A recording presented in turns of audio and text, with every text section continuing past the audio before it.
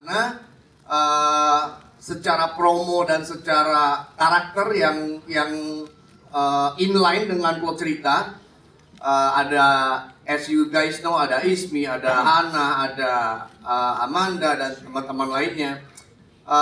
First, the structure saya lihat ada Frisley di sini yang kuat di YouTube, ada Amanda Rigby yang kuat di TV station, ada Ismi yang jago banget sama pencak silat di sini dan to be honest, saya ngobrol sama Ismi itu dari 2021 bulan 9 ya Mi ya, about this concept, and then saya bicara sama Tisa ini mengenai konsep ini 2019 before COVID, and then saya bicara lagi sama Iko di 2022 awal. Jadi it's a very long process about this movie. Tapi thanks God bahwa kita ketemu lagi dengan Billy yang menyempurnakan si plot cerita yang lebih demikian jadi sangat menarik. One thing guys, teman-teman pers, teman-teman media, yang saya sedikit mau sharing. Kalau teman-teman dulu, ya Gen Z saya nggak tahu ya. Cuman teman-teman dulu tahun 90-an, maaf ya saya sebut merek nggak apa-apa ya. Nggak apa-apa, Pak. Ada namanya dulu tim pemburu hantu. Ingat nggak? Ya. Tapi pada saat waktu itu kita hanya melihat, mohon maaf, para ustadz itu berkelahi dengan sesuatu yang tanpa kasat mata kita lihat. Lantas saya berpikir, Iko, bagaimana ini kalau kita gabungkan antara horor ini dengan action movie, yang dimana as we know, Wise Team merupakan salah satu tim terbaik untuk bela diri, koreografi, dan lain-lain di Indonesia Raya ini. Jadi lantas kita gabungkan semua jadi satu, kita mix semua jadi satu, ada drama antara ibu dan anak yang cukup kuat, ya, jadi ada actionnya, jadi ada segala macam kombinasi di dalam film Marni tersebut. Nah, tapi balik lagi, setan tuh gimana sih berantemnya kan gitu. Saya rasa cuma Ismi yang tahu nih setan tuh berantemnya gimana. Ya kita nggak pernah lihat bos, setan tuh berantemnya gimana. Nah, disinilah tugas saya pribadi, tugas Billy, tugas Tisa dan Wise Team actually. Pada saat in the beginning. Tapi ya alhamdulillah semuanya berjalan dengan baik, berjalan dengan lancar. Ya saya harapkan terutama saya nggak lihat angka dulu. Semua penjuru di masyarakat di Indonesia ini menyukai proyek kami. Itulah harga yang tidak bisa dibeli dan tidak ada angkanya. That's my point.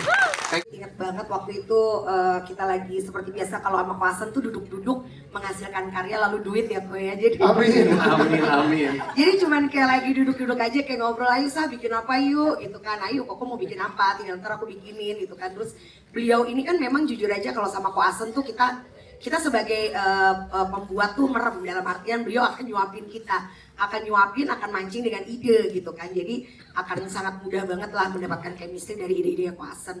Cuman waktu itu memang belum terpikir, pengennya tuh bikin horor drama ya waktu itu ya, dengan kekuatan drama yang kuat.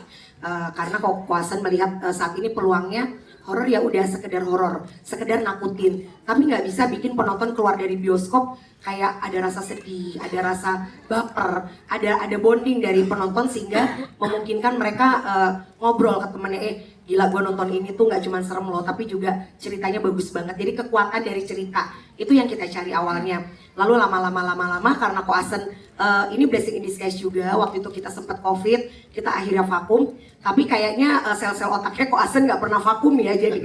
Jadi beliau ternyata menemukan formula baru dan menemukan ide baru, yaitu mengembangkan konsep horor drama kita menjadi sebuah unique selling point yang luar biasa. Yaitu horornya ini ada actionnya, lalu juga disupport sama Bang Iko, lalu Koasen tiba-tiba menemukan Kak Billy Christian, di mana ini menjadi satu tim yang kita merasa mudah-mudahan ini akan menjadi dream team untuk karya-karya dari Shen Entertainment berikutnya. Jadi itu tadi seperti Koasen bilang, mudah-mudahan teman-teman nggak cuman menyukai film ini, tapi teman-teman juga merasa kalau gila ini film harus ada sequelnya. Amin. Untuk pertanyaannya, treatment yang terpenting untuk seorang kreator, seorang sutradara adalah dia bisa menyampaikan visinya. Dan biasanya saya kalau bikin film, saya bertanya ke diri sendiri, kenapa saya harus buat film ini? Kenapa orang lain harus tahu tentang film ini? Kenapa orang lain harus menonton film ini? Artinya saya punya tanggung jawab moral di situ. Lalu kemudian itu dituangkan ke dalam cerita dengan kesempatan yang sangat bebas yang Koasen kasih ke saya untuk mengolah kembali cerita yang udah ada Tisa tulis. Dan di sini saya berusaha untuk mulai memasukkan kegelisahan-kegelisahan saya tentang apa yang terjadi di sekitar saya, khususnya tentang perempuan. Dari sana keluarlah sebuah cerita hubungan keluarga, hubungan tentang perempuan dari masa ke masa, bahwa perempuan itu selalu memiliki beban, label, selalu berusaha ditindas, tapi mereka juga ada usaha untuk melawan. Tapi sayangnya dalam hal ini cara mereka melawan itu malah menjadikan diri mereka seorang monster yang sangat berbahaya buat diri mereka sendiri dan juga orang sekitarnya. Dengan pesan ini saya berusaha untuk beritahu kepada semua cast yang memang sengaja saya buat mereka 80% itu perempuan semua, karena mungkin satu-satunya ini adalah cara untuk berbicara tentang perempuan. Dan juga setiap cast saya bilang, kenapa sih karakternya seperti ini? Setiap karakter punya perjuangan. Jadi di sini bukan film horor yang saya menampilkan hantu, ya udah yang hantu doang yang bunuh-bunuh. Tapi saya membuat Marni sebagai karakter yang memiliki dimensi, sebagai karakter yang bertransformasi menjadi Wewe Gombel dengan alasan yang sangat clear. Dan ini ada hubungannya inline dengan karakter yang lain. Dan saya sangat terbuka banget untuk setiap cast di sini terjadi percakapan ya dengan karakter-karakter mengenai bagaimana mereka harus menyikapi, mengembangkan karakter-karakter ini, dan I'm very open dengan percakapan seperti itu. Potensi begini guys, bahwa Indonesia punya populasi begitu besar yang dimana masyarakatnya suka banget dengan Korean artis, aktor, film, series, dan lain-lain. It's all about Korean. Korean lagi booming apa, Indonesia ikut. Oke, jadi saya lihat ini ada potensi untuk perfilman kita di Indonesia ini menjadi jauh lebih baik lagi. Tapi untuk menjadi lebih baik lagi, of course the quality have to be good, have to be better. And then pada saat saya ketemu Pak Im Ha Jun ini, saya just talking about business, and then kita masuk ke dunia perfilman. Thanks God bahwa dari pihak perfilman di Korea sendiri sangat mendukung perfilman di Indonesia. Dan good newsnya confirm bahwa Marni akan tayang di Korea. With Im Ha Jun, Mr. Im Ha Jun. Yes. Sebelumnya terima kasih buat teman-teman media yang sudah hadir di sini. Gimana film Marni? Oh. Terima kasih sebelumnya. Saya juga seperti tadi udah dijelaskan sama Ko Asen. Pertamanya ini emang panjang sekali gitu kan, pas waktu Ko Asen juga ngasih tahu sama aku terus untuk menawarkan proyek ini dengan berbagai macam pergantian director, akhirnya ketemu sama Mas Billy dan dia luar biasa sekali, benar-benar make sense untuk aku di sini memerankan sosok Marni yang akhirnya nanti akan menjadi Wewe Gombel. Itu semuanya itu latar belakangnya itu jelas gitu. Kenapa menjadi Wewe Gombel, dia kenapa suka menculik anak-anak, itu semuanya alasannya jelas ada di film ini gitu.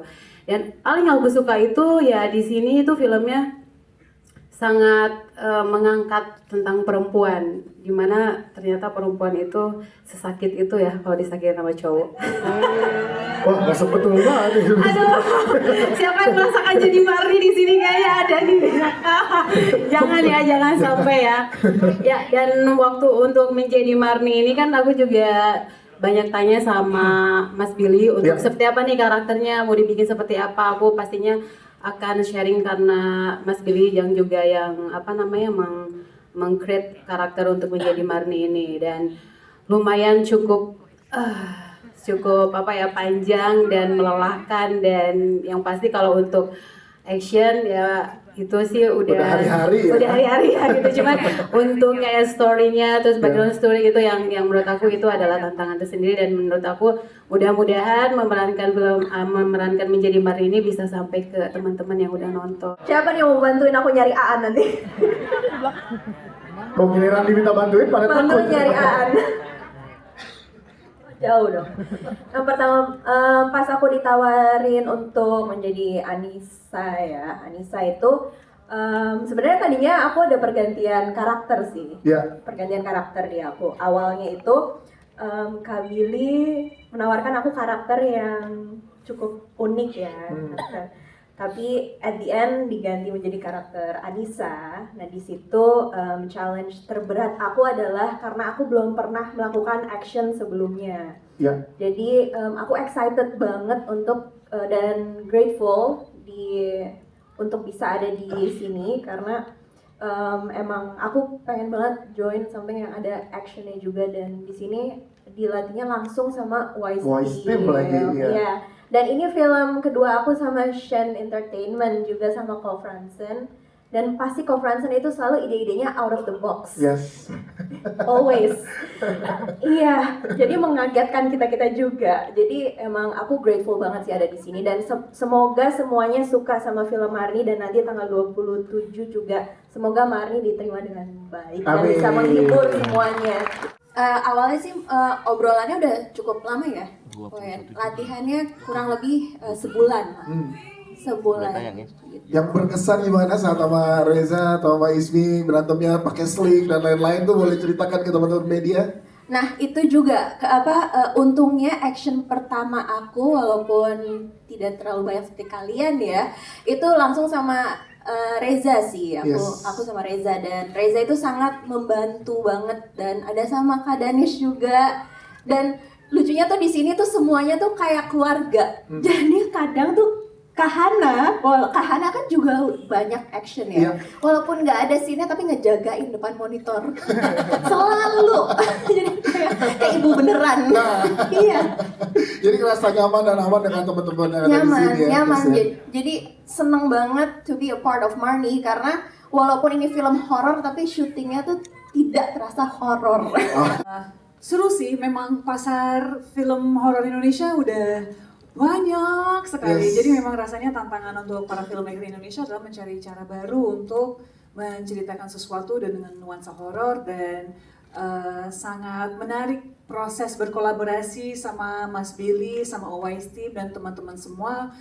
Film horor action tapi yang sangat kuat di cerita dan punya fondasi cerita, dan apa yang ingin disampaikan cukup kuat sih, dan itu adalah salah satu ketertarikan dengan kenapa bisa ambil project ini. Dan memang seperti Amanda bilang, di saat kita semua udah merasa seperti keluarga, udah benar-benar saling menjaga, saling membahagiakan di lokasi horor banget. Mas Billy, terima kasih banyak. Jadinya sangat gampang dijalankannya. Aku udah main beberapa film horor dan ini pengalaman yang paling tidak horor justru. Yes. Yang benar-benar sans banget nih, walaupun tempatnya horor tapi kayak baru tahu itu semua setelah syuting. Nah gimana? Boleh kasih cerita dong ke teman-teman media, sehoror apa emang tempatnya? Kita belum bahas ya Mas Billy sebenarnya. Aku dengar setelah proses syuting bahwa ternyata di kamar Rahayu ada orang yang pernah meninggal. Yo. Kan nggak tahu itu ya waktu syuting Iya, ya. iya.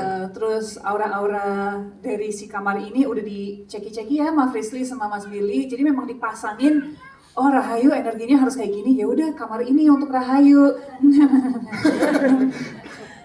Membantu sih, tapi pas tahu kayak udah langsung ke AD kayak, bro ini nggak ada lagi kan adegan di kamar ini? Nggak ada, bebas. Oke, alhamdulillah aja. Kayak mau gimana lagi, tapi semua dari pihak Shen, dari pihak RA, dari pihak semua yang terlibat benar-benar udah membuat kita nyaman banget menjalankan tugas yang sangat berat ini. Yes. Dan semoga teman-teman menikmati tadi. Semoga juga bisa bantu promosi nanti supaya di tanggal 27 ramai.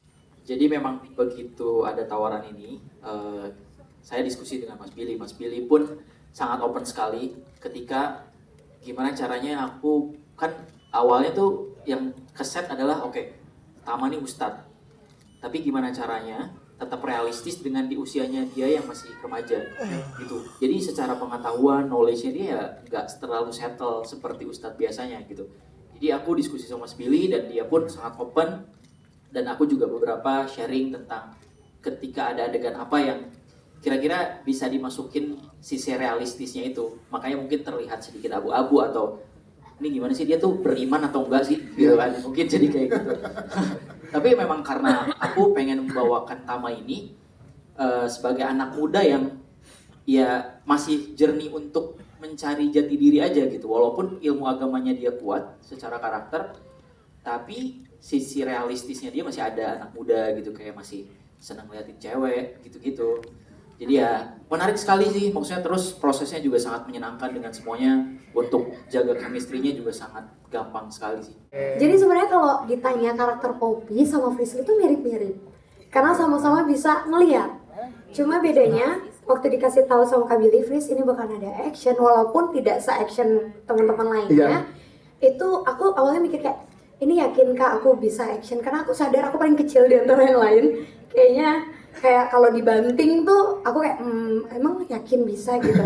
Terus aku sempat mikir pas dikasih tahu ini sama timnya Waze tim, aku udah mikirnya keren sih, tapi apa alangkah baiknya aku nginep di kuburan aja ya. Kayak lebih seru nginep di kuburan daripada berantem ya.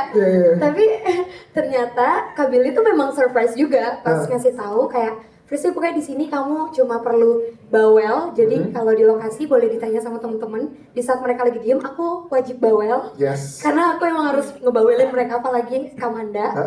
Terus juga, iya wajib. Terus juga karena di sini rata-rata penakut, jadi nggak boleh di lokasi ngebahas horor. Kalau nggak dipelototin sama Kak Daniel, Kak Hana, Kamanda. Dan kebetulan ini bukan kali pertama aku kerja bareng sama Kak Billy. Jadi aku udah tahu pasti Kak Billy milih tempat yang selalu punya cerita, background cerita yang serem.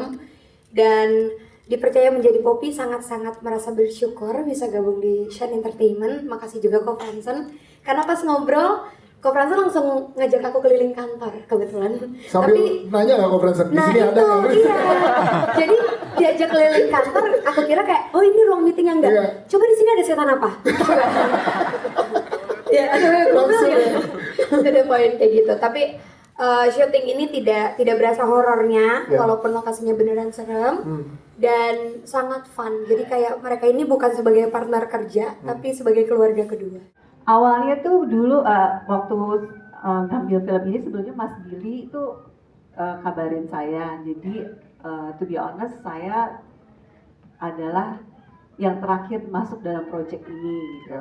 Dan dia ngabarin, Danish ini saya lagi ada ngerjain project dan sepertinya kamu adalah orang yang cocok untuk memerankan karakter Irma ini.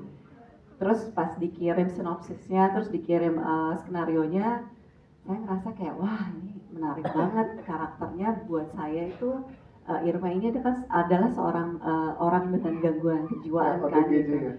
Kalau buat saya sebagai seorang aktris, saya ingin bisa mengeksplor segala macam karakter. Saya tidak ingin typecast, dan ini adalah salah satu karakter yang saya ingin perankan gitu. Terus akhirnya pas baca kayak wah ini kayak menarik banget.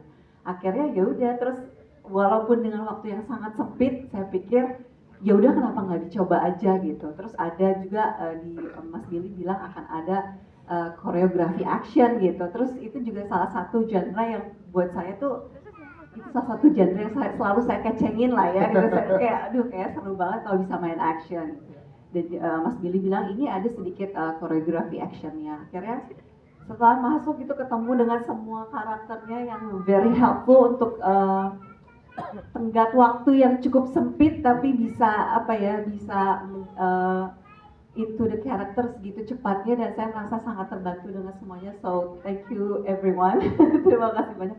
Ko Asen juga sangat membantu semuanya. Jadi buat saya ini terasa mudah walaupun dengan waktu yang sempit. Dan film ini menurut saya film yang benar tadi kata Mas Billy, mengangkat cerita tentang perempuan dengan segala kekompleksannya, perempuan dengan segala layernya.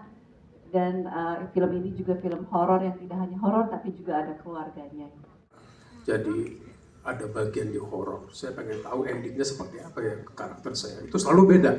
Kalau drama itu ketahuan tuh ujungnya seperti ini karena sering banget saya mainkan. Tapi kalau horor itu ujungnya nanti jadinya apa? Cuma sutradara yang tahu. Nah itu misterinya di horor itu yang membuat saya tuh seneng ikut terlibat di dalam proyek ini. Apalagi pertanyaan lo? Gimana ngedalamin karakternya Bali? Karena kan kecil. Oh rahasia. Iya, cerita ini memang rahasianya ada di saya dan ada di penulis skenario. Iya. Kita berdua memang pegang rahasia. Dia nulis, saya yang menjaga rahasia. Ya nama juga, tadinya saya mau minta peran itu jadi Bu Lurah, bukan Pak Lurah. Karena dari tadi mau ngomongin masalah perempuan, mengangkat harga perempuan. Lah saya gimana? Ini laki-laki loh, Mas. Detik ini saya masih laki-laki. Anak saya juga udah perempuanan itu cuma ya. Dandanannya. Jadi ya anyway, saya sebagai orang tua minimal di proyek ini saya menjaga mereka lah. Mengayomi mereka jangan sampai kebablasan. Walaupun saya berharap bablas sekalian supaya perempuan juga ada salah-salahnya, nggak cuma laki-laki terus yang disalahin. Kasihan loh laki-laki itu selalu disalahin. Ya, bener sakit kadang-kadang. Ayo Tisa, judul baru. Sakitnya hati laki-laki. Tapi luar biasa Pak Fransa selalu memberikan nuansa dan inovasi yang baru di dalam setiap produksinya. Kita jaga aja terus Pak Fransa supaya dia tetap konsisten di bidang ini. Amin. Thank you, terima kasih dengan Pak Korea, terima kasih sudah mau melibatkan diri di dalam perkancahan dunia film nasional. Mudah-mudahan nanti Wewe Gombel bisa hijrah ke Korea, ya Pocong bisa hijrah ke sana. Kita bikin cerita bahwa hantu-hantu Indonesia itu hijrah ke Korea semua supaya lebih mendunia karena sirkulasi dunia itu dipegang sama Korea. Yang mudah-mudahan nanti Indonesia menyusul ya Pak Pransan. Amin. Terima kasih. Thank you, terima kasih semuanya. Thank you. Tapi sequelnya udah saya bikin. Wow. Segitu pedenya saya sama Mark. Iya. Why? Yang pertama, ya benar kata teman-teman bahwa horor nggak sekedar hanya horor, tapi balik lagi kisah perempuan. Pak Mucus mohon maaf sebelumnya. Buat saya untuk mengembangkan sebuah cerita keluarga itu dalam sebuah horor is not really easy, Pak. And then campur action lah segala macem lah, big book segala macam is not really easy. Tapi it's a challenge for us to make Indonesian movies better, greater future. Ingat loh, balik lagi banyak sekali masyarakat di Indonesia ini, mohon maaf sebelumnya kalau saya salah, kayaknya kalau bikin sequel pasti lebih bagus yang pertama deh, rata-rata. Saya ngobrol kemarin sama Mas Bill, itu adalah salah satu opini yang kenapa yang sudah diciptakan berkali-kali, bertahun-tahun. Kalau kita hidupnya ke belakang, then jawabannya adalah itu. Masalahnya kita hidupnya ke depan, so ke depan harus jauh lebih baik lagi.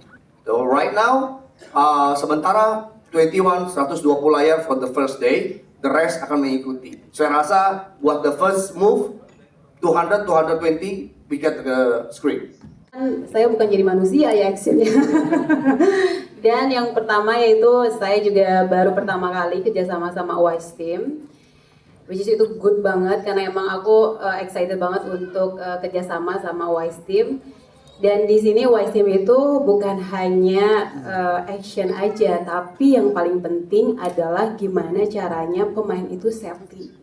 Karena yang bermain action itu ya bukan hanya kita harus terlihat keren, memang iya.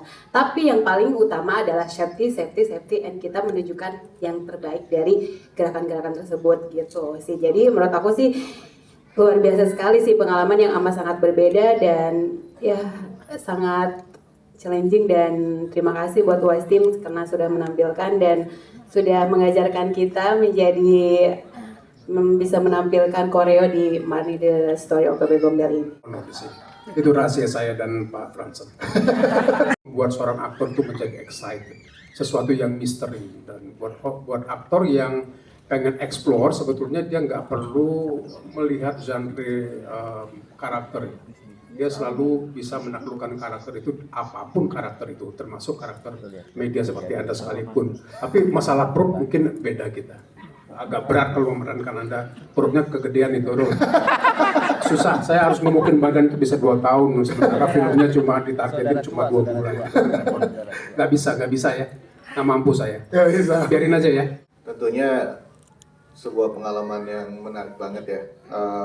Yang saya komunikasikan kepada Iko dan tim adalah yang terpenting adalah bagaimana mereka tokoh-tokoh ini yang tidak memiliki latar belakang bela diri secara karakter dalam ceritanya itu, mereka fightingnya itu nggak kelihatan kayak stage, kayak menguasai bela diri.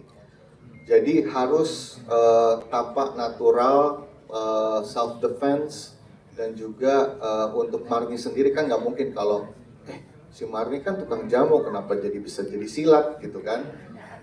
Si Irma kan orang gila, kenapa jadi rapih banget? Nah itu yang saya bilang ke tim Iko Uwais, Mas, berantemnya jangan sampai koreo banget ya gitu. Saya juga kasih PR ke Syarifah, kamu kan orang gila ya. Ya, orang dengan gangguan jiwa, orang ODGJ ya Mas. Orang ODGJ ya. Jadi berantemnya jangan kayak orang yang udah berlatih fighting, tapi kamu harus merge into ODGJ yang membela diri. Dan so far saya lihat hasilnya bagus juga ke teman-teman yang lain. Ya seperti Frisly gitu ya, jangan sampai kayak memang seperti orang jago. Jadi itu adalah salah satu notes yang amat penting yang saya sampaikan ke Iko Uwais. Saya ngeyakinin Ismi itu susah banget loh. Kenapa? Karena waktu itu Ismi itu lagi jadi juri UFC what ya waktu itu? One Pride. Seorang juri One Pride, dia harus jadi gadis desa, mohon maaf akhirnya di titik-titik tersebut, and then jadi setan. Ya pertanyaannya ini main cast-nya siapa? Oh, ya main cast-nya kamu, saya bilang. Dan teman-teman yang lain juga buat saya main cast. Karena kita balik lagi ke tahun 17 sekian, itu main cast-nya ya Marni. Yang menariknya ya kisah Marni. Ya, hidup yang sekarang Marni tapi sudah jadi setan nih. Tapi setannya jago berantem, lu mau nggak? Itu baru dia mau. Boleh dalam satu baris, silakan boleh berjajar dan lebih merapat, silakan boleh lebih merapat. Oke, siap. Iya. Oke, teman-teman boleh lurus juga ya, dibantu dulu. Siap. Teman-teman media boleh siapkan. Atau mau agak berumur ya? Kurang berumur dikit ya.